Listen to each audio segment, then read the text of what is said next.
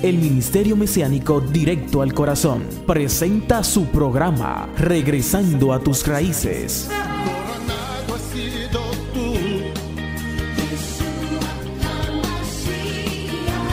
Rey de Israel. Shalom, buenas tardes, bienvenidos una vez más a este su programa Regresando a tus Raíces. Quienes habla su amigo y hermano en el Mesías, el Roé Ricardo Mujica. Somos el Ministerio Mesiánico Directo al Corazón y estamos anunciando la restauración de Israel y de todas las cosas, como lo declara las Sagradas Escrituras en el libro de los Hechos, capítulo 3, del 19 al 21, libro de Deuteronomio, capítulo 30, desde el verso 1 hasta el verso 10, libro de Ezequiel, capítulo 37, desde el verso 15 hasta el verso 28. También el libro de Romanos, capítulo 11, desde el verso 18 hasta el verso 24. Nosotros estamos anunciando la restauración de los nombres Kadoshim, la restauración del nombre sagrado del Eterno, Yahweh Sebaot, y de su amado Hijo Yeshua. Estamos anunciando la restauración de las Sagradas Escrituras desde la perspectiva hebrea. Estamos anunciando la restauración de las fiestas del Eterno y estamos anunciando la restauración de la identidad.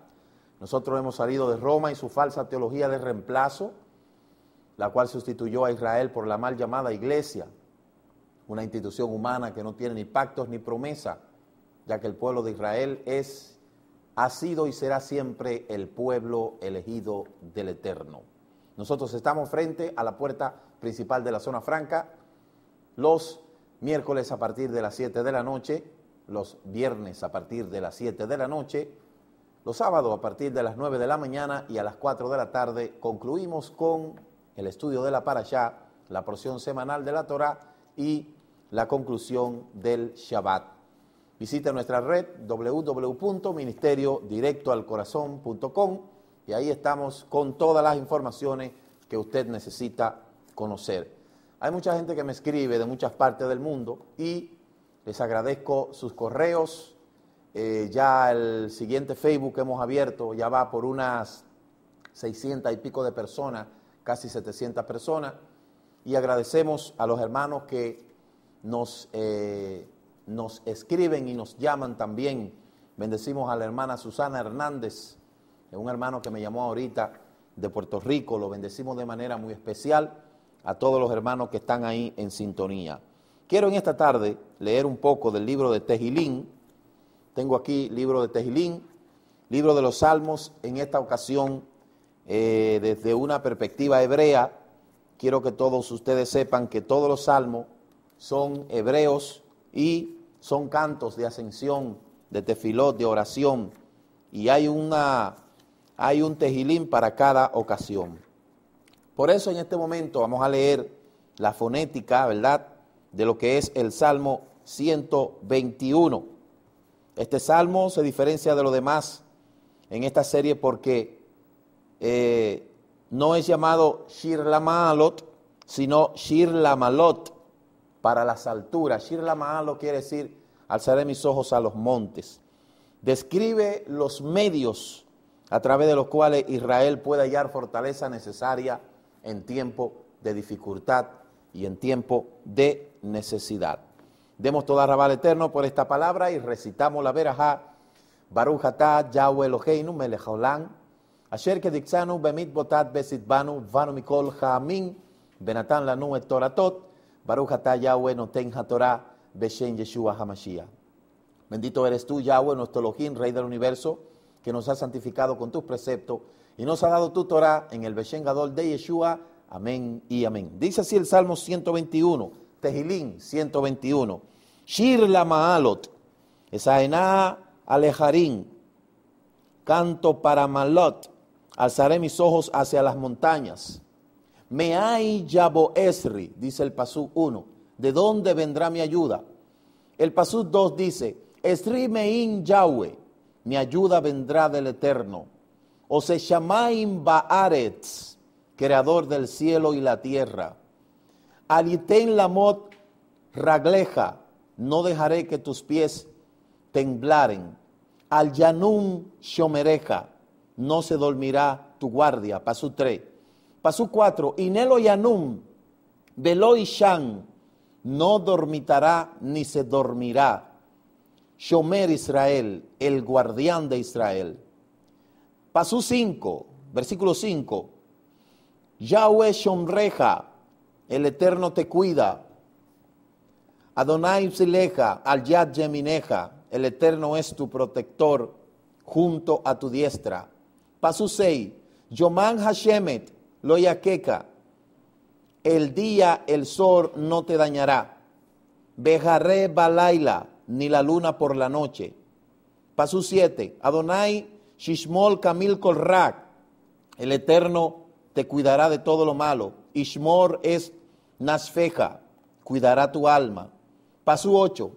Adonai Ishmol Seteja, el Eterno te cuidará al partir. Uboeja, al llegar. Meatá Bea Olán, desde ahora y para siempre. Bendito sea su nombre eternamente para siempre. De modo que este salmo, Shir la Maalot, Esaená Elejarín, Meai Yaboesri, Esri Mei Hashem, O Sheshamaim Baaretz, Al Yiten Lamot Ragleja, Al Yanut Shomereja, Inelo Yanu, Velo Yishan, Shomer Israel, Hashem Shomreja, Hashem Shinja, Al Yan Yemineja, Yomar Hasheme, Oyakeka, Bejalela, Balaila, Hashem Sija, Komin Kolra,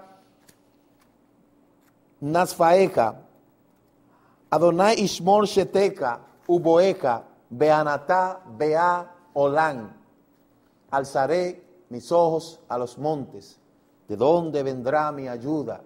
Mi ayuda viene de los cielos, del Eterno, que hizo los cielos y la tierra. Todos estos tejilín son cantos de ascensión. Este Salmo 150, muy hermoso también. Y todos los salmos, todos los tejilín son cánticos. Tejilín 122 dice, Shir lama alot le David, Shamati, Beorin lit, Bet Adonai Nelech, Umedot Yanut Raglenu, Bis Araik Yerushalayim, Yerushalayim Avenuyat, Keir Shebumeja Lai Yaidat, Shekshan Aluk Shebatin, Shebatyat et Edun Leish Israel, Lejadol Leken Adonai, Ki Shamat. Y el Pasú 6, versículo 6 del Salmo 122, oiga como dice en hebreo, Shalu Shelon Yerushalayim, Ishlayu Oyabai, Yei Shalom, Bejelech, Shalba, Meara Meonotach, Leman Ahag, Bereach, Adabera Ad Shalom Bach, Leaman Abed Adonai Eloheinu, Abaskach Topach. ¿Qué quiere decir eso? Rogad por la paz de Jerusalén, que vivan en Shalom, en paz, los que la aman, y reine la Shalom en tus murallas, en la quietud de tus palacios, en tu nombre, en nombre de mis hermanos y mis amigos, hablaré de tu paz. Por la casa del Eterno, nuestro Elohim, pediré por tu bien. Amén.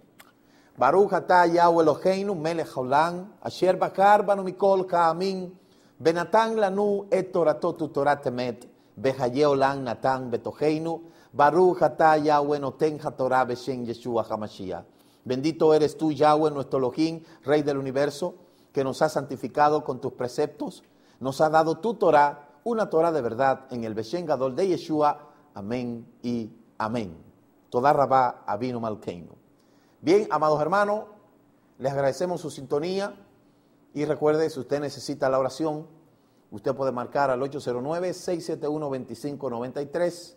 Hoy vamos a estar hablando del legado, origen universal y el legado del Shabbat, pero eso va a ser después de ver este tema que, como de costumbre, siempre nosotros le damos a ustedes para que ustedes puedan escuchar estas letras y puedan escuchar esas palabras tan hermosas que irradia este canto. Así es que, vamos allá. Muchas gracias por continuar con nosotros en el desarrollo de este su programa Regresando a tus Raíces. Una amiga televidente pregunta que qué significa el nombre híbrido Jehová. Ese nombre nosotros no lo pronunciamos porque ese nombre en hebreo lo que significa es miren la calamidad. Por eso no pronunciamos ese nombre. Y Hashem lo que quiere decir el nombre. De modo que no puede existir una combinación entre Jehová, por no pronunciar el nombre híbrido, y el otro, Hashem. Hashem es una sustitución del nombre sagrado para no, por decir así, no blasfemar el nombre del Eterno. Pero realmente Jehová lo que significa es miren la calamidad. Esa palabra usted lo puede buscar en el diccionario bíblico Strong. Yo estoy preparando aquí una serie de materiales para que usted pueda, para poder consultar esos materiales en línea y usted poder visualizar ahí desde su casa, a través de la pantalla, usted pueda, usted mismo el poder convencerse de las cosas que estamos nosotros diciendo en este lugar. El nombre de Yeshua, HaMashiach, lo que significa es, Yeshua es nuestro Mashiach. Yeshua es el Mashiach. Eso significa Yeshua HaMashiach. Yeshua el Mesías. Nosotros sabemos que el nombre del Salvador no es el nombre híbrido Jesús, porque Jesús es un nombre latino y el Salvador no era latino. Y por cultura, cada pueblo, en este caso del pueblo hebreo, tiene un propósito específico de por qué ponerle el nombre a sus hijos. No es como aquí, que aquí se le pone cualquier nombre a cualquier muchacho sin saber el significado, y con esto lo marca de por vida, y ese niño lleva consigo una marca, un estigma que él mismo ni se pregunta, ni tampoco entiende. Por eso, cuando usted lee el libro de Matillahu, capítulo 1, verso 26, dice, y tendrás un niño y le pondrá por nombre Yeshua, porque él salvará al mundo. Fíjense que las baleras, todas las baleras envenenadas, dicen Jesús, pero Jesús, ese nombre es latino y ese no es el nombre del Salvador, por lo cual eso es demostrable. Algo que ha hecho de que la gente en todas partes del mundo pueda conocer o pueda impactar es el hecho de que nosotros aquí no decimos tal cosa, sino que la mostramos. Y ayer mismo me escribía una persona y me decía que había renunciado a todos esos nombres falsos que le habían enseñado, porque verdaderamente lo que nos trajeron a nosotros aquí en el 1492 fue más que un insulto a nuestra inteligencia. Aparte de destruir todo lo que había en esta tierra, nos trajeron una religión basada en tradiciones, llena de paganismo, y nos trajeron una escritura manoseada conforme a como el paganismo le dio la gana. Por eso usted tiene que entender que todos aquellos que están buscando la salvación tienen que buscar las cosas desde sus orígenes, para que usted pueda conocer la veracidad de las cosas que se están diciendo. Como hemos dicho antes, esta palabra que Moshe recibió en Har Sinaí llegó a mano de los griegos, y los griegos hicieron de ella una filosofía. Por eso el cristianismo está compuesto de filosofía, humanismo y dogma. Y por eso es que la gente no entiende en las traducciones de las Valeras, de todas esas Biblias que hay por ahí, la gente no entiende, porque no va a entender nunca, porque esas traducciones que trajeron aquí no fueron traducciones fidedignas, ni tampoco fueron traducciones que se podrían considerar aptas para enseñar a una isla como era esta, que estaba llena de nativos, que al principio, cuando los cristianos vinieron aquí, enviados por los reyes católicos, dijeron que eran animales, y por eso tuvieron que destruirlo. Y luego tuvo que venir una bula papal, después del sermón de Fray Antón de Montesino, en el 1511, entonces demostrarle de que los nativos que estaban aquí tenían alma, tenían sangre y eran hombres como ellos, a diferencia de que no sabían quizá la letra como ellos lo sabían, pero ya era demasiado tarde Y el legado que se nos quedó de esto fue simplemente cautivar la inocencia, cautivar el razonamiento de la gente. Nos legaron la ignorancia y por hoy todavía todos estos pueblos iberoamericanos lo que pernea es la ignorancia, un alto índice de ignorancia rampante que le ha permitido al paganismo el poder seguir esclavizando a la gente en el conocimiento, donde no le da libertad para que puedan pensar por sí mismos. Por eso la gente tiene que comprender que hay que irse a los orígenes. Entonces, todas esas cosas es lo que nosotros estamos haciendo con mucha autoridad, ¿verdad? Sobre todo, demostrando a través de las propias traducciones de ellos los errores garrafales que hay en todas esas traducciones. De modo que la gente tiene que crear conciencia en esto y no seguir engañado, porque por eso hubo un comediante que dijo que es más fácil seguir engañando a la gente que sacarlo de donde están siendo engañados, y eso es así. Tantas cosas que por tanto tiempo se han estado enseñando como verdaderas, pero lamentablemente son falsas. Y si son falsas, la gente tiene que retractarse, hacer un alto en el camino y decir, estoy equivocado, porque se lo he demostrado a través de todas sus traducciones, de todas sus literaturas. Por eso, lamentablemente, esa palabra que Moshe recibió en Har Sinaí llegó a los griegos y los griegos hicieron de ella una filosofía.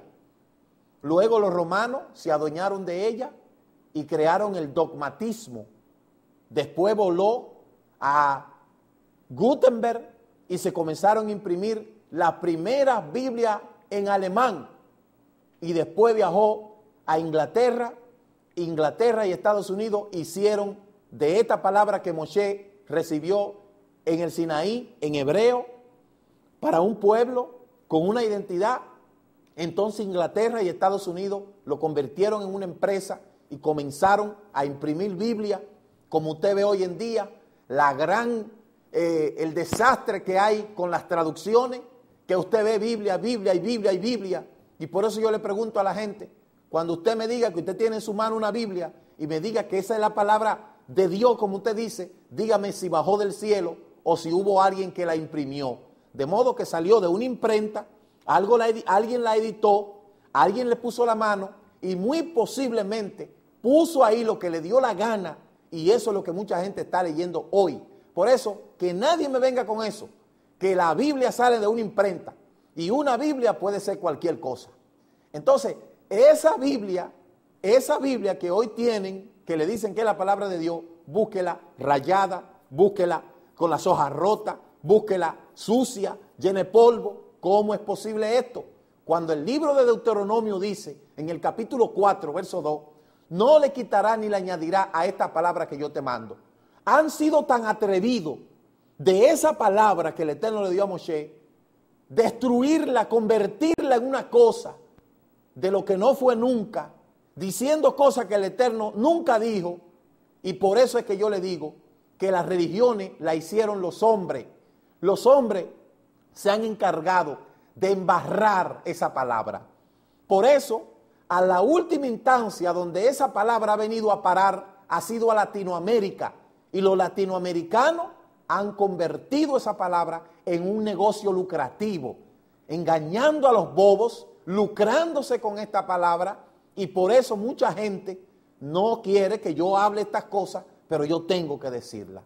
Todo es cuestión de analizar eso, y los intelectuales que les gusta escudriñar e investigar, ellos saben la verdad, pero no les interesa que usted lo conozca porque se puede afectar su negocio. Nosotros hoy vamos a estar hablando del legado universal del Shabbat. Y luego nosotros vamos a demostrar a través de la Escritura si el Shabbat es o no es el día que el Eterno ha escogido como día especial. Eso va a ser después de este tema, este canto que vamos a escuchar ahora, que dice Beshan Ru, así como declara este tema, Beshan Ru, Bene Israel et HaShabbat, la atón, ejashabá le dorotán, benin ubein, bene Israel, oti leolán. Los hijos de Israel guardarán el Shabbat, cumpliendo con él de generación en generación, siendo este un pacto perpetuo, una señal entre el pueblo de Israel y yo, porque en 6 días Elohim creó los cielos y la tierra, y en el 7º día descansó. Mire este tema, Be-Shan Ru.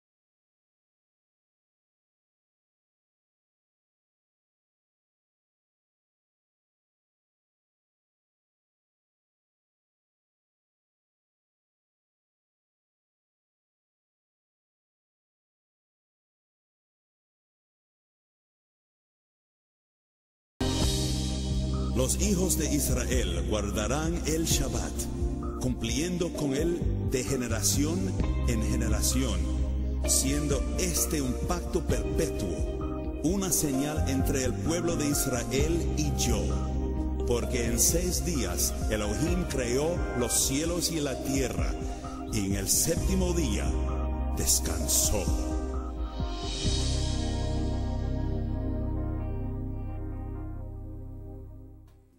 Bien, amados hermanos, gracias por continuar con nosotros en el desarrollo de este su programa Regresando a tus Raíces.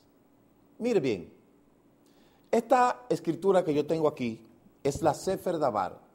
Es una traducción de lo que es el hebreo al castellano. Cuando usted confronta esta traducción con lo que es una Biblia Valera por ahí cualquiera, usted va a notar la gran diferencia abismal que hay entre esta y la Valera. ¿Qué es lo que le quiero decir con esto? Que cuando usted va a traducir un documento de un idioma a otro, usted tiene que tener cuidado cómo usted lo va a traducir. Porque si cada idioma tiene su gramática, usted no puede agarrar una gramática de una lengua y atribuírsela a otra. Por eso, cuando usted va a traducir un documento de un idioma a otro, usted tiene que transliterar los nombres propios, porque los nombres propios no tienen traducción.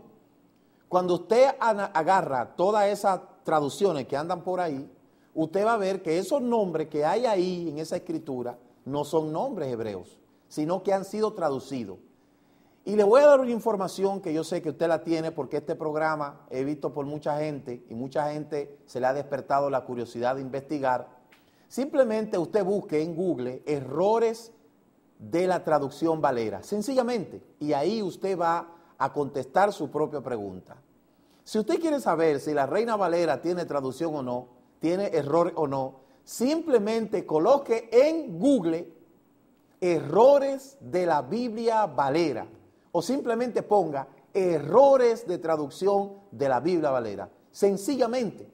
Luego usted va a buscar y va a buscar el significado de la palabra Dios, su sentido etimológico, porque por eso la gramática tiene 3 partes: la sintaxis, la fonología y la morfología. Cuando usted agarra una palabra y busca la formología de esa palabra, tiene que estar conectada al idioma al cual esa palabra procede. Por eso es que las traducciones no coincide la palabra traducida con la morfosintaxis del idioma en el que se habló esa palabra. Y quizás esto se resulte muy profundo para mucha gente, pero aquellos que tienen conocimiento de gramática pueden entender de que los nombres propios no se traducen. Ahora, cuando usted busca en toda la historia, en la diacronía y la sincronía, aquellos que saben a lo que me refiero, usted se puede dar cuenta que los únicos nombres que han sido traducidos en toda la historia han sido los nombres hebreos. Los historiadores tienen su propio nombre hasta el sol de hoy. Hoy nosotros conocemos de Aristóteles, de Pericles, de Platón, tienen su propio nombre. Wilhelm Wundt, aquel propulsor de la psicología. Todos esos hombres tienen su propio nombre hasta el sol de hoy. Pero cuando usted busca a Moshe, resulta que se le dice Moisés. Cuando usted busca a Yeshua, resulta que se le dice Jesús. Cuando usted busca Yahweh, resulta que se le dice Jehová. ¿Y por qué? Los nombres propios no tienen traducción. Y asimismo todos los personajes de la Biblia lo han traducido. ¿Por qué? Porque precisamente eso fue lo que el paganismo hizo. Como el paganismo no tenía escritura, y como dice el libro de Deuteronomio capítulo 4, verso 16, que dice, y tú eres, y esta palabra que yo te doy, te hará ser un pueblo sabio e inteligente. El paganismo pensó que teniendo esta palabra, universalizando esta palabra, se iba a ser más sabio. Sin embargo, no es así, porque no es lo mismo ser sabio que inteligente. Dentro de esas cosas que han sido cambiadas, ahí está el cambio del sábado por el domingo. El paganismo le ha enseñado a la gente que todos los días son iguales, quebrantando un principio establecido en las Escrituras. Y por eso vamos a ver en esta tarde en qué consiste esas cosas que han estado defendiendo aquellos que le voy a decir que una mentira puede estar corriendo 2000 años, pero detrás de una mentira se esconde una gran verdad. Y eso es lo que está pasando en este tiempo. La verdad está brotando desde las entrañas profundas de la mentira y la manipulación. Vamos a ver lo que dice este tema, el legado universal del Shabbat, para que usted vea ahí lo que quiero decirle en este momento. Mire lo que dice la palabra en Deuteronomio capítulo 5, verso 12. Devarim, dicho sea de paso, Devarim y Deuteronomio no es lo mismo, porque Deuteronomium quiere decir segundo canon, y Devarim lo que quiere decir es palabra. Por eso dice, guarda el Shabbat para santificarlo, como Yahweh tu Elohim te ha mandado. ¿A quién se lo dio? Como dijo el tema que hemos pasado, a los hijos de Israel. Por eso todo aquel que no se sienta ser hijo de Israel no tiene la obligación de guardar el Shabbat. Ahora, todo aquel que tiene una escritura debe de buscar ese versículo y ver si ese versículo, a pesar de que lo han universalizado, ya caducó o fue específicamente para un tiempo y para un momento. Las 10 palabras principales, nosotros encontramos los motivos principales para el cumplimiento del Shabbat. Dice, te acordarás del día de Shabbat para santificarlo. 6 días trabajarás y harás en ello toda labor, pero el séptimo día, Shabbat, lo consagrarás al Eterno. Y este día no hará labor alguna, porque en 6 días Elohim hizo el cielo y la tierra, y descansó en el día séptimo, por eso lo bendijo el día de Shabbat y lo santificó. Shemot, porque Éxodo tampoco tiene que ver con Shemot. Los 5 libros de la Torá, Bereshit, Shemot, Vayikra, Bamidbar y Devarim, esos nombres que tienen, en el caso, mire, de Éxodo, Éxodo en hebreo no significa nada. Sin embargo, este libro en hebreo se llama Shemot, que significa nombre. Entonces, el contenido del Shabbat y su símbolo recuerda la creación del mundo. Y al cesar nuestras labores, nosotros expresamos la fe al santo y bendito sea que creó el mundo en 6 días y descansó en el día séptimo. Shevet Yom se dice en hebreo. Por eso en Bereshit 2.2 ahí usted puede ver que es una señal eterna. El Shabbat simboliza el lazo y el pacto entre el pueblo de Israel y Yahweh. Escúcheme, entre el pueblo de Israel y Yahweh. Si usted no se considera ser Israel, usted no tiene que guardar el Shabbat. Y respetarán los hijos de Israel. Tampoco, si usted no es Israel, no guarde el Shabbat, guarde el domingo. Durante todas sus generaciones, oiga, perpetuamente es un adverbio de tiempo indefinido donde no caduce. Dice, entre mí y los hijos de Israel será señal eterna del pacto. Éxodo 31 del 15 al 16. Entonces, nosotros vamos a comenzar a ver quién fue el que orquestó el cambio del sábado por el domingo, o del domingo por el sábado, perdón. ¿Y quiénes fueron? El emperador Constantino. Como todos ustedes saben, lo que hoy se conoce como cristianismo no comenzó llamándose como cristianismo. Y se lo he demostrado que todas esas mentiras de que a los primeros creyentes se les llamó cristiano, eso es falso. El nombre cristiano no existía. Escúcheme bien, los creyentes que habla en Berea, en Antioquía, no se le decían cristianos, se le llamaban Meshihilín o vástagos del Mashiach. Pero debido a las traducciones, se le encaquetó el nombre de cristiano. Entonces, lo que hoy se llama cristianismo no fue una cosa que comenzó llamándose cristianismo. Y cuando usted busca las bases de lo que hoy mucha gente le llama cristianismo, tiene sus bases en el judaísmo mesiánico, porque tanto Yeshua como sus talmidines, todos eran judíos. Y por eso hay una gran diferencia abismal entre una cosa y otra. Por eso sabemos que el catolicismo es un abortivo del judaísmo. El cristianismo es un abortivo del catolicismo. El protestantismo es un abortivo del cristianismo. Y el pentecostalismo es un abortivo de lo que es reformismo, el protestantismo. Y de ahí es donde vienen todas las religiones. Entonces, todo eso es duro de escuchar, la verdad es dura de roer, pero al fin y al cabo es la verdad. Yeshua el Salvador nunca vino a fundar otra religión llamada cristianismo. Entonces vamos a ver quién fue el artífice intelectual y material que cambió todas esas cosas. Nosotros sabemos que habla de una visión de Constantino, que según muchos historiadores, la conversión de Constantino no se produjo de la noche a la mañana. La señal celestial que habría llevado al emperador a su victoria sobre Magencio no fue tan determinante como algunos dicen, sobre todo la jerarquía eclesiástica quieren venir a entender. Nosotros sabemos que Constantino, llamado Flavio Valerio Aurelio Constantino, nació un 27 de febrero del 272 en Nicomedia, en Britinia y Ponto. El 22 de mayo del 337 fue donde murió. Fue el emperador de los romanos desde su proclamación por sus tropas el 25 de julio del 306 y gobernó un imperio romano en constante crecimiento hasta su muerte. Se le conoce también como Constantino I, Constantino el Grande. Y en la iglesia ortodoxa, las antiguas iglesias orientales y la iglesia católica bizantina y griega, como San Constantino, legalizó la religión cristiana por el edicto de Milán en el 313. Constantino era conocido también por haber refundado la ciudad de Bizancio, la actual Estambul en Turquía, llamándola Nueva Roma o Constantinopla.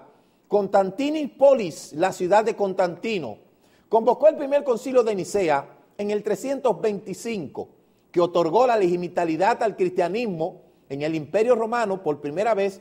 Se considera que esto fue esencial para la expansión de esta religión y los historiadores desde Lactancio Eusebio de Cesarea hasta nuestros días le presentan como el primer emperador cristiano.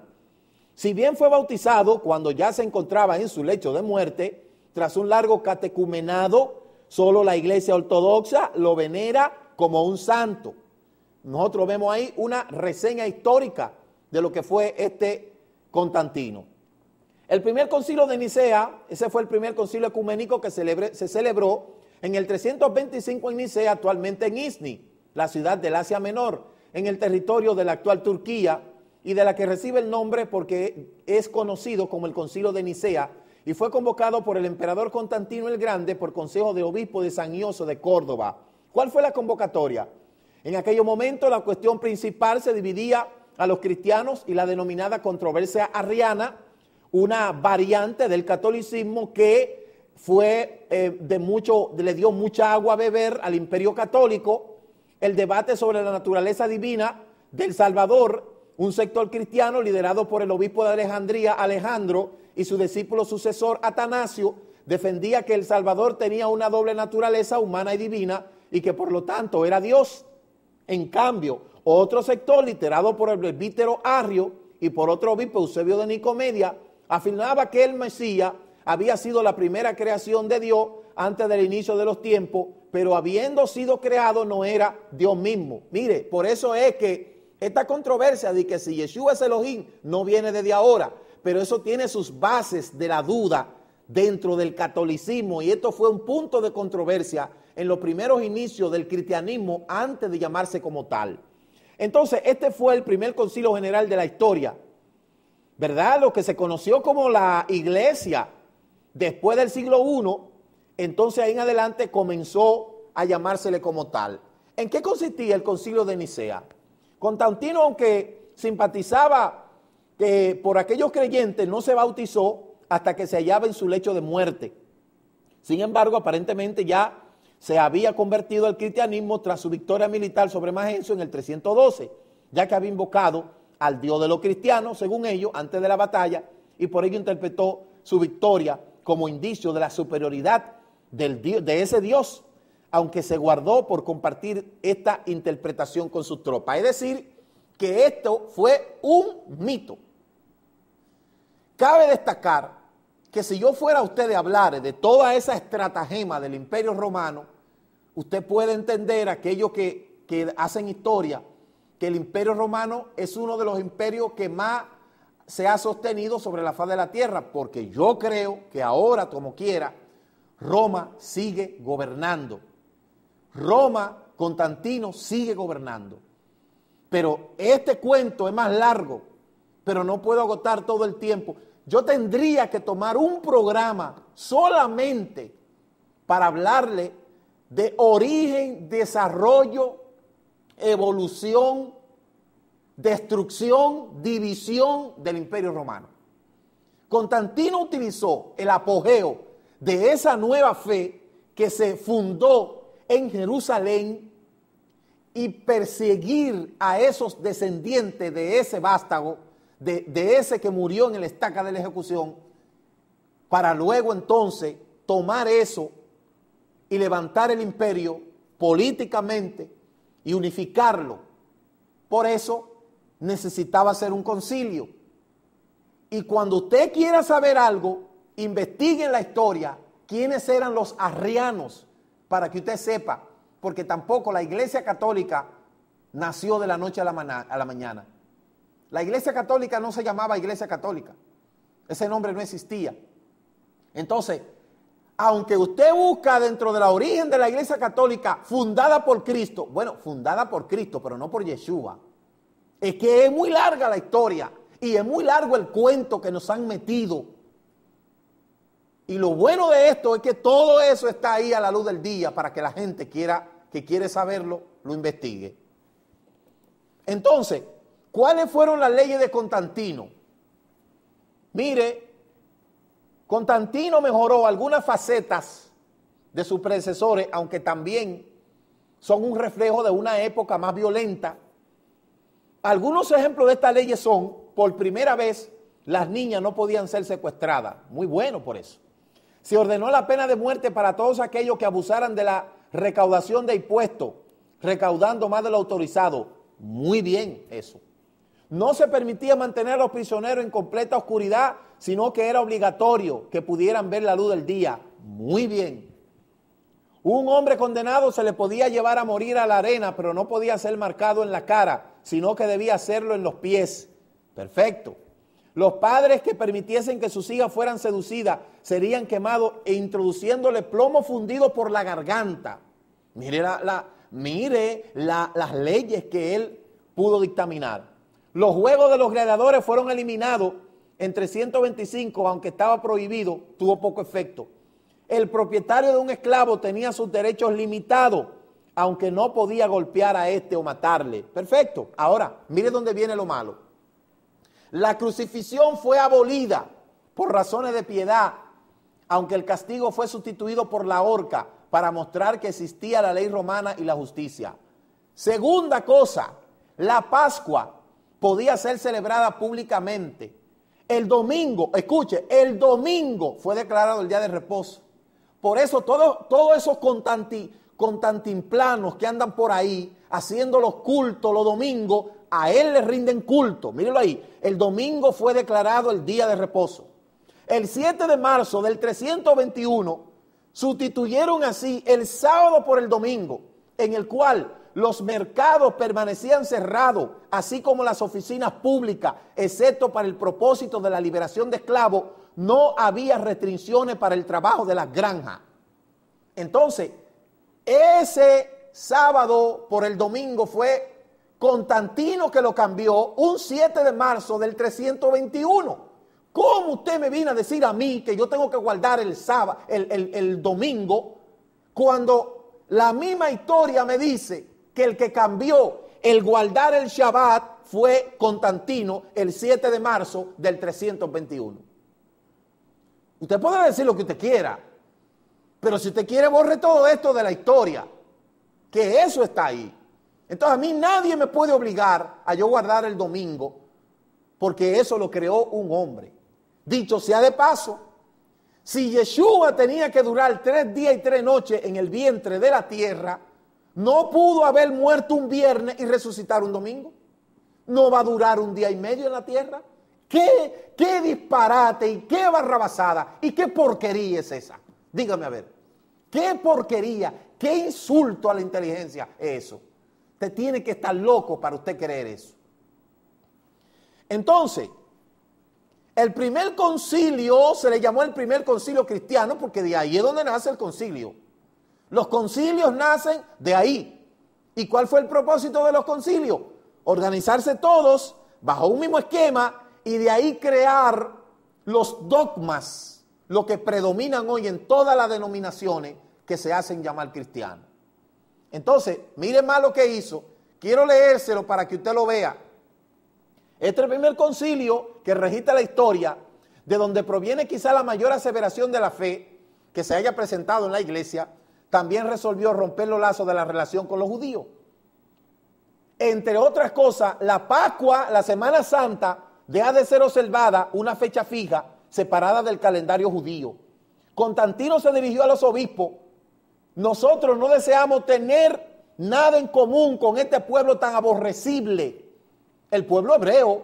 Todo, dado que el Redentor ha marcado otro sendero para nosotros. Eso dijeron ellos. Los edictos hechos contra los judíos en el concilio de Nicea fueron los precursores de muchos que habían de seguir los concilios consecuentes en el concilio de Viena en el 311, que decreta, escuche lo que dijo este concilio, el concilio de Viena en el 1311. Ningún judío debería de ser admitido en un establecimiento público de baño, en un mesón o en una casa de hospedaje para viajeros. En breve, el judío debe de ser evitado como alguien herido de plaga, escuche esto, cuyo aliento es infeccioso, como un peligroso seductor, cuya habla alberga el veneno del escepticismo y la incredulidad. El tercer y cuarto concilio de Orleans promulgaron las leyes que prohibían a los judíos el derecho de aparecer en las calles durante las festividades de los cristianos, dado que su presencia sería una especie de ofensa para el cristianismo.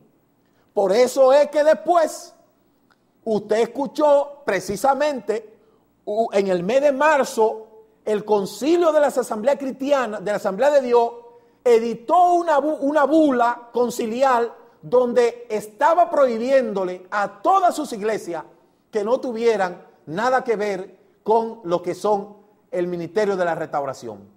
Eso no es nuevo. La enemistad que ellos han hecho es lo que haya tomado como consecuencia hoy en día que la gente no tenga identidad. Y eso no es nuevo.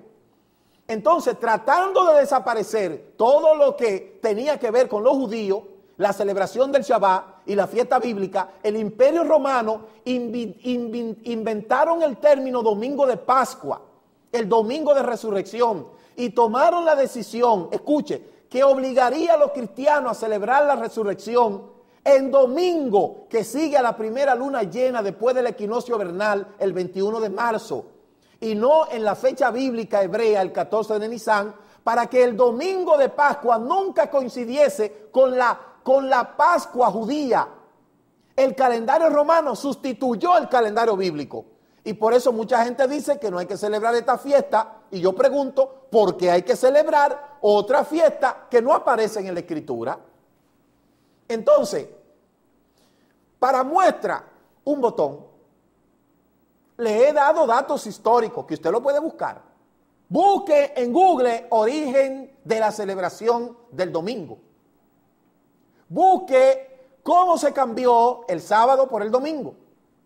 Busque quién era Justo Aurelio Constantino, para que usted se dé cuenta.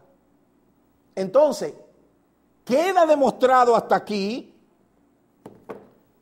de que toda esa fiesta pagana que hoy celebra la gente es una herencia de Constantino. Y usted no está siguiendo, y usted conscientemente cree que está haciendo algo que su Biblia dice y no sabe que los artífices de esa Biblia lograron hacer que toda la humanidad cayera en su trampa, pero no lo que dice la Escritura hebrea. Por eso, ¿qué le dicen a los líderes hoy, a sus miembros? No hablen con esa gente, no hablen con esa gente, no vean ese programa, no se atrevan a hablar con esa gente. ¿Por qué? Porque le lavamos el cerebro. Gracias al Padre que la Torá le lava el cerebro. Y si usted tiene miedo de que le laven el cerebro, es porque usted lo tiene sucio. Entonces ya es tiempo de que usted se lave el cerebro y el lóbulo izquierdo, donde está el razonamiento, usted le quite el plástico y usted comience a razonar para que usted vea en el engaño que lo han estado metiendo. Entonces hasta aquí, si usted analiza, en inglés se pronuncia Sunday, que quiere decir día del sol. Por lo tanto, hay que seguir no lo que diga un emperador romano pagano, sino lo que el Padre dice en su Torá, que es el Shabbat, el día de reposo, que empieza a las 6 de la tarde del viernes y termina a las 6 de la tarde del día sábado. El cristianismo de hoy es una mezcla de tradicionalismo pagano salpicado de cosas tomadas de la Escritura, producto del sincretismo religioso hecho por los reformadores católicos romanos. Por eso el cristianismo no tiene identidad, parte pagana, parte bíblica. Por eso estudie el origen de la fiesta que celebra el cristianismo y la liturgia del culto que se usan dentro de la iglesia, himnos, ademanes, falsa enseñanza. Todo es una copia de Roma y sus reformadores protestantes. Ese es el miedo que muchos líderes religiosos tienen, que la verdad salga al descubierto y que la gente se dé cuenta de que han sido engañados por tanto tiempo, y por eso es el miedo a todo lo relacionado con las raíces hebreas, especialmente este ministerio en este pueblo. Entonces vamos a ver de dónde viene el origen del Shabbat, a ver si fui yo que me inventé eso. En el libro de Deuteronomio, capítulo 5, verso 12, mire lo que dice: guarda el Shabbat para santificarlo, como Yahweh tu Elohim lo ha mandado. Entonces, al comparar los relatos de Éxodo 20 y de Barín 5, se puede encontrar varias referencias, especialmente en la palabra número 4, donde habla del Shabbat. ¿Será que Moshe no podía citar al Eterno de manera correcta? ¿Cómo se puede explicar esta aparente contradicción? Cuando el hombre habla, solo puede transmitir una palabra a la vez, pero si es así, no es el Eterno. Entonces, él puede transmitir varias palabras al mismo tiempo. Por eso existen diferencias entre el primer relato y el segundo relato de las 10 palabras que fueron oídas por todo el pueblo al pico de la montaña. Así que cuando el Eterno habló del Shabbat, hay dos verdades incorporadas en este anuncio. Y las dos están escritas en los dos pasajes que estamos comparando. Rashi dice que ambas expresiones fueron anunciadas en un solo anuncio y en una sola palabra, y también fueron escuchadas en un solo acto que se escucha. Éxodo 20, el Shabbat está conectado con la creación del mundo, pero en Devarim capítulo 5 está conectado con la salida de Egipto. Éxodo está escrito que tenemos que acordarnos del Shabbat, y aquí está escrito que tenemos que guardar el Shabbat. Acordarse no es lo mismo que guardar. Las dos cosas son necesarias, las dos se complementan. Éxodo dice, guardará el Shabbat. Y Devarim dice, ¿verdad?, que tiene que conectarse con el Shabbat. Entonces, las dos cosas están íntimamente relacionadas. El Shabbat fue dada para hacernos recordar dos eventos importantes, la historia y la salida de Egipto. Esto nos enseña que el Shabbat también es para los que no salieron de Egipto, los que son hijos de Adán, ellos deben de acordarse del Shabbat. El Shabbat existe desde la creación y es para todos los hombres. Además de esto, el Shabbat fue dado de una manera especial a los hijos de Israel para ser guardado como señal del pacto que fue hecho después de la salida de Egipto, como está escrito en Éxodo, Shemot 31:13, que dice: habla pues a los hijos de Israel diciendo, guardarán mi Shabbat, porque esto es una señal entre yo y ustedes por todas vuestras generaciones. Como dice este texto en hebreo, Beshanru, Benei Israel, Eja Shabbat, Le Otan, Be a Shabbat Le Dorotan, Beni Uben, Benei Israel, los hijos de Israel guardarán el Shabbat. Eso está claro. El primer mandamiento nos obliga a acordarnos del Shabbat y esto implica una actividad intelectual. Así que está permitido trabajar con el cerebro en Shabbat, en forma de leer y estudiar y orar y meditar en lo que es la Torá, en los caminos del Eterno, especialmente la liberación de esclavitud y los caminos de uno mismo. Con esta actividad santificamos el Shabbat, es decir, lo hacemos diferente y lo consagramos para el Eterno. Ese día tenemos que estudiar la Torá más que todos los días. Rashi menciona a otro lado que al acordarse del Shabbat significa que uno debe de estar pensando en el Shabbat durante todos los demás días de la semana y así uno compra algo bonito, lo hace en honor al Shabbat que viene. Por eso, de lunes a viernes meditamos de que el día séptimo es el Shabbat. Otro elemento es que también fue escrito que tenemos que guardar el Shabbat. Guardar implica una actitud de vigilancia. Guardar tiene que ver con no hacer algo que está prohibido por la Torá en Shabbat. Nos cuidamos bien para no pasarnos con el tiempo del trabajo y de no empezar a trabajar antes de la caída del sol al final del Shabbat. Está prohibido encender las velas de las Abdalá antes de la caída del sol y la aparición de 3 estrellas. De esta manera, de entre otras, podemos guardar el Shabbat, ser cuidadosos en no profanarlo y así lo santificamos. Santificar significa apartar de los demás días y dedicarlo al uso exclusivo del Eterno. En Levítico 23, 2, 3 se habla también de la necesidad de hacer una reunión congregacional santa al Eterno en Shabbat. Por eso nos reunimos en Shabbat. El Shabbat fue creado en primer lugar para que el hombre cesara su actividad de intervención en la creación. Lo mismo que hizo el Eterno después de haber creado todo. Pero vemos que este texto también habla de descanso en Shabbat. Aunque la palabra Shabbat no significa descanso, sino cese de actividades creativas, la palabra descansar en hebreo, nuaj, está relacionada con el Shabbat, como está escrito en Devarim 5:14, para que tu siervo y tu sierva también descansen como tú. Sin embargo, el concepto de descansar no es el principal para el Shabbat, sino el cese de actividades creativas y productivas. Es decir, una de las cosas principales en Shabbat es el crear trabajo productivo y el solver dinero. Eso es lo primero, es decir, comprar y vender. Esas son las dos cosas principales. Entonces, ¿qué tan difícil es eso? Yo le decía a los hermanos que esta misma aquí a veces se nos hace un poco difícil en un pueblo, en un país donde está erigido por el paganismo. Si yo tuviera que irme a vivir a Israel, Baruch Hashem, el Kadosh Baruj Hu, pero qué difícil es a veces guardar Shabbat en medio de un pueblo pagano, donde todo el mundo descansa los domingos, donde todo el mundo sigue las reglas de Constantino. Por eso la gente no es bendecida. Y por eso la gente vive en miseria. Por eso la gente echa su bendición en saco roto, porque está siguiendo la bendición de Constantino. Y Constantino ahora mismo lo que está es en la tumba. Entonces, el Shabbat es para el que he nacido en esta tierra y el que he nacido del vientre de Israel. El que he nacido fuera del vientre de Israel tiene que guardar el Shabbat, porque es en honor a la creación. Entonces, como Yahweh Elohim lo ha mandado, dice, el mandamiento del Shabbat no fue dado a Israel por primera vez en el monte Sinaí. Eso es algo que ustedes tienen que entenderlo, sino en Mará, donde le dio algunas leyes, como dice Éxodo 15:25. Devarim 5:15 dice: acuérdate que fuiste esclavo en la tierra de Egipto y que Yahweh tu Elohim te sacó de allí con mano fuerte y brazo extendido, por lo cual tanto Yahweh tu Elohim te ha ordenado que hagas el día del cese. El pueblo de Israel tiene que recordar que fueron esclavos en Egipto.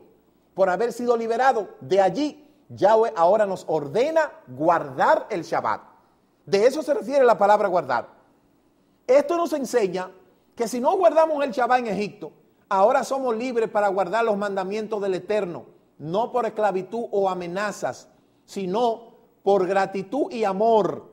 Esto también nos enseña que el que no guarda el Shabbat o el que está obligado a trabajar en Shabbat es todavía un esclavo bajo el sistema de este mundo. Aquí está escrito, tenemos que hacer, en hebreo se dice la azot, por eso dice el tema la azot, el día de Shabbat. Lamentablemente no fue traducido así en las dos versiones más populares, en la Reina y la Valera, sino que fue traducido de otra forma. La celebración del Shabbat, ¿qué se hace? Hacer el día de Shabbat significa que se haga algo especial para que el día de Shabbat, en relación con los demás días de la semana, por esta razón surgieron muchas cosas que tenemos que hacer en Shabbat. Número 1, por ejemplo, el encender 2 luces unos cuantos minutos. Eso se llama la Abdalá del Shabbat. Antes del Shabbat, como señal del último trabajo que se hace, antes del inicio del día del cese, tenemos la costumbre de tomar 2 copitas del fruto de la vid para iniciar el Shabbat, en señal de la alegría por la bendición que representa el día festivo. La costumbre de poner un mantel blanco sobre la mesa en recuerdo de la capa protectora blanca que se ponía debajo del maná en el desierto. La costumbre de tener 2 panes grandes, especialmente preparados para el Shabbat, en recuerdo de la doble porción del maná que hubo en el desierto cada 6º día, que esto también representa las 2 casas de Israel. La costumbre de cubrir los panes con un mantel blanco, como recuerdo de la capa blanca protectora que hubo en el maná en el desierto. Ahí está la bendición del pan. Baruch atah Yahweh Eloheinu melech haolam, amot silechem mincha aretz. Y ahí está la bendición del fruto de la vid. Baruch atah Yahweh Eloheinu melech haolam bore pri agefen. Y ahí está la bendición de las luces. Baruch atah Yahweh Eloheinu melech haolam likoa et yom hashabbat lekodesh. La tradición de bendecir a la esposa y los hijos de una manera especial. La tradición de comer comida diferente a la de los demás días. La tradición de vestirse con ropa en honor a ese Shabbat. Qué difícil es esto. Qué difícil es esto. ¿Sabe por qué el Shabbat es tan sagrado y solemne para los israelitas? Porque el Shabbat representa un Beit HaMikdash en cada casa. ¿Y qué es el Beit HaMikdash? El Beit HaMikdash es el lugar de adoración, lo que le llamaron templo. En cada casa, cuando se celebra el Shabbat, se está erigiendo un Beit HaMikdash. Por eso es que lo primero que nosotros hacemos es enseñarle a la familia a hacer el lejen de Shabbat a la esposa, porque a la esposa le concedieron 3 cosas: encender las luces de las Abdalá, hacer el lejen de Shabbat y la nidá. En Shabbat, el hombre bendice a la esposa. Baruch atah Yahweh Eloheinu melech haolam, ¿verdad? Y luego que el Eterno te bendiga, así como Sara, Raquel y Lea. Luego la bendición sobre los hijos. Yebarekeja Yahweh beig bereja. Que el Eterno te haga como Manashe, Efraín. ¿Qué tan difícil es eso? Nosotros tenemos todas estas cosas preparadas para toda familia que quiera comenzar a celebrar Shabbat. Le enseñamos a hacer el lejen, le enseñamos las Abdalá y dejamos la familia preparada para que cada viernes se junten en su casa y aprendan a celebrar Shabbat. Toda la familia tenemos todo preparado para que cada familia que quiera entrar a comenzar a guardar el Shabbat, lo guarde de manera como la Torá lo dice. La costumbre de hacer oraciones especiales redactadas para ese día, ¿verdad? Donde se llama a varones, lo que hacemos en la Kehilá. La costumbre de hacer un kiddush antes del desayuno y todas estas cosas son maneras de hacer el día del Shabbat para así cumplir con el mandamiento. En resumen, podemos decir que en Shabbat hay que acordarse, pensar en la obra de la creación, la liberación de la esclavitud de Shemot capítulo 28, Deuteronomio 5:15, guardar, ser cuidadoso con el Shabbat para no hacer cosas prohibidas, como dice Isaías capítulo 58, tener Shabbat, cesar de intervenir en la creación o hacer trabajo productivo, como dice Éxodo 20:10, santificar, dedicarse al Eterno, a su Torah de una manera especial para el Eterno. Esto se hace en la familia, porque el Shabbat fue dedicado para la familia, como dice Deuteronomio 15:14, y en la congregación, Levítico 23:3. Por eso vamos al Shabbat. Descansar, no hacer cosas que cansen o causen molestia, ¿verdad? Hacer el día de Shabbat, cumplir con ciertas cosas, que ese día lo haga ser diferente. Shabbat es también un día para recordar la liberación de la esclavitud del pecado por medio de la muerte y la resurrección de Yeshua, el Mashiach, la salida de Egipto. Es una sombra profética de la salida de la verdadera esclavitud bajo los pecados de Hasatán. Como Yeshua estuvo muerto durante 3 días, incluyendo el Shabbat, porque así resucitó al final del Shabbat, así pagó por nuestros pecados. Nosotros hemos experimentado la liberación de la esclavitud del pecado, de la muerte de Hasatán. Esto nos da una razón aún mayor para celebrar el Shabbat. Bendito sea el Eterno por el Mashiach que nos dio el Shabbat eterno. Shabbat Shalom, Jerusalén. Entonces, nosotros como comunidad, uno de los grandes legados que le estamos dejando a las personas en toda parte del mundo es precisamente eso, el cómo celebrar Shabbat y cómo despedir Shabbat.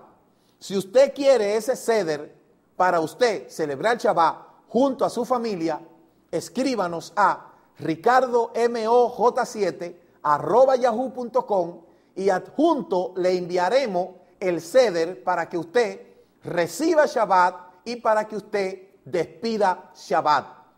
Así es que le invitamos a conectarse con todas estas cosas en nuestra página web www.Ministerio Directo al Corazón. Usted tiene todas estas informaciones que le van a bendecir. Si usted quiere formar parte de aquellas personas que forman parte de este ministerio dentro de muchas naciones del mundo, comuníquese con nosotros al 809-671-2593, visite nuestra página web y búsquenos en las principales redes sociales, en Facebook y Twitter. Tenemos 2 páginas en Facebook. Una, Ricardo Mojica, ya está llena, no acepta más invitaciones.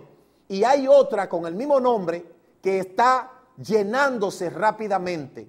Le pido por favor a todos los hermanos que son los seguidores que no se anoten en las dos páginas. Si usted está en una, no se anote en la otra para que le dé paso a otras personas.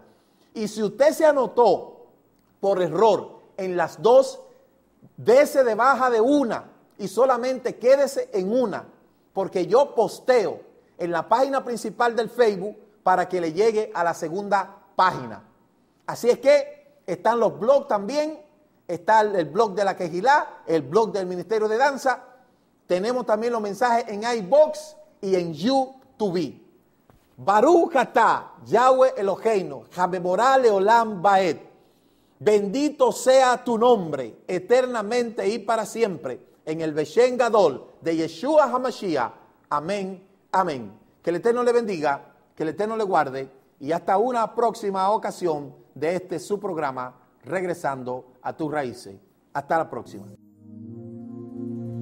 El Ministerio Mesiánico Directo al Corazón presentó su programa Regresando a tus Raíces. Si deseas conocer más de las raíces de nuestra fe, contáctenos al teléfono 809-671-2593 o escríbanos a ricardomoj7@yahoo.com. Higüey, República Dominicana. Que el Eterno le bendiga en el nombre de Yahshua, su Hijo.